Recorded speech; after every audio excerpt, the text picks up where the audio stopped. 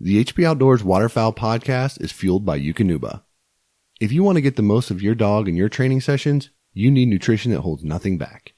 Eukanuba's new premium performance lineup is built with the nutrients dogs need to help unleash their max potential. That starts with providing energy that matches their efforts, supporting optimal nutrient delivery, and supporting post-exercise recovery.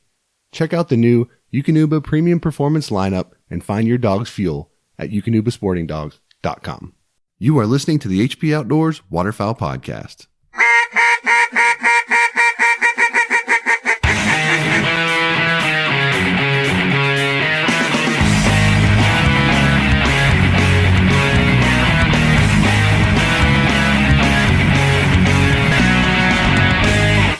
The HP Outdoors Waterfowl Podcast is powered by Cornerstone Gun Dog Academy. CGA is the world's most comprehensive online gun dog training resource. They've got over 160 instructional videos that includes everything you need to take your 7-week-old puppy to a finished gun dog.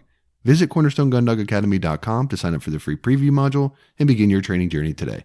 Cornerstone Gun Dog Academy, the most advanced gun dog training resource on the web. Original design, select grade components, superior sound, and unparalleled service. 737 take exceptional pride in producing the finest quality, best built premium calls on the market today. They're made right here in America, and they're offered only direct to consumers through their website. Shipping in the U.S. is always free, and international orders are also accepted online. A 20-day money-back guarantee and lifetime warranty accompanies every call purchased. 737 Duck Calls. Lead the flock. Gunner kennels are engineered for your dog, designed for travel, and built for your peace of mind. The G1 kennel has set a new industry standard and put Gunner in a category all its own. They were started to protect your pet, and it continues to be at the center of everything that they do.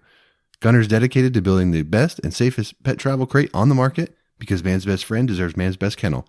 Check out their G1 series of kennels and accessories at gunner.com. All right, we're coming down to the end of Module 4. We're on to lesson number 11, calling the shot. Man, this is one of those things that gets overlooked probably almost every hunt, particularly by new hunters.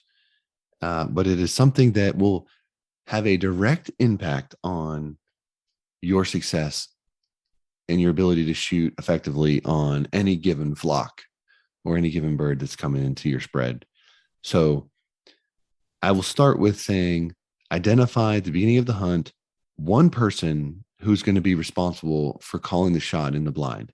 And that's a huge job. So think it through, make sure you get the right guy doing that, because if you truly wait for the call, it's either going to be timed perfectly or it's going to be timed not perfectly, and not perfectly will result in a lot of things that could have been avoided if the shot is called on time and in the right manner. So we'll hit a few things here that'll give you a better idea of when that right time might be to make that call.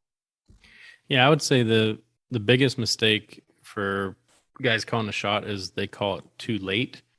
And especially if you have geese swinging like left to right or right to left, then you end up shooting at the back end of a lot of birds for the entire group.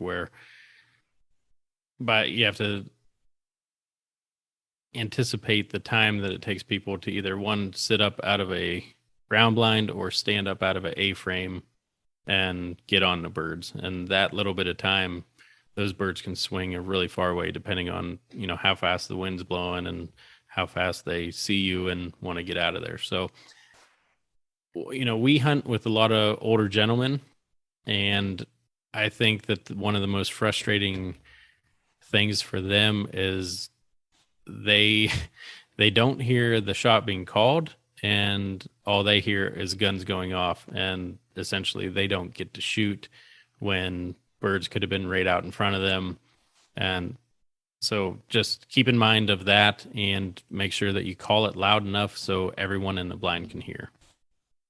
Yeah, especially if you got guys wearing hearing protection and things like that. I mean, there's nothing more frustrating than to see everyone else jump up ahead of you, and birds are already backpedaling by the time you get to pull the trigger for the first time. So communicating loudly is really important.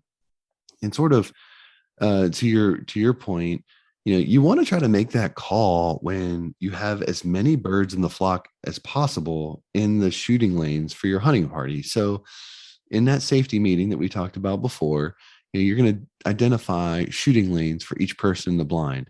And, you want to make the call, when the birds are best positioned in front of everyone. So, you want to have the beginning of the flock, at least down to the far end of the blind. So everyone has something to shoot at. Now, of course, this gets harder to manage if you've got 7, 8, 9 people in your hunting party versus 2 or 3, right? So keep that in mind when you're making that decision.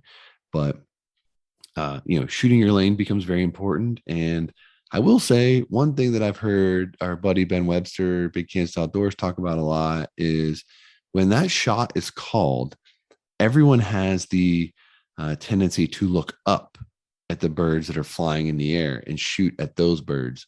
When the shot is called, at least how Ben does it, if you come up out of the blind and look straight out over the ground, over the decoys, there are birds at head height right out in front of you that are much easier to shoot and stone dead than birds that are up. So it's our tendency to come out and swing the gun up looking into the sky because the birds are coming from the sky, when in reality, coming up and looking straight out at eye level, if you have birds, those are going to be the easiest ones to kill and be your highest percentage. So I always find that interesting when we hunt, because I feel like that comes up almost every time when we hunt with Ben. Yeah, because he usually lets a couple land, and there are bigger groups out there, and some land, and it's a lot easier to shoot them when they're jumping straight up out of the air than swinging over top. But we did an episode on mid-hunt adjustments. So if you're calling the shot, if you're the person calling the shot, and it just never seems like there's a good time, and there might be birds sliding off to one side like majority of the time, if that happens once or twice, do not be afraid to move your blinds around, which it usually doesn't happen so much in an A-frame. But if you have layouts, like, don't be afraid to change that angle or even slide all your blinds down, 10, 15 yards, whatever it may be, to line those up. Because those birds, you might be off the X by 20, 30 yards, and that little adjustment will put those birds in everyone's shooting lanes. And that's one thing that took us a while to do, but don't be afraid to make those adjustments. Yep, 100% agree with that. And oftentimes they're needed. Don't be afraid to do it.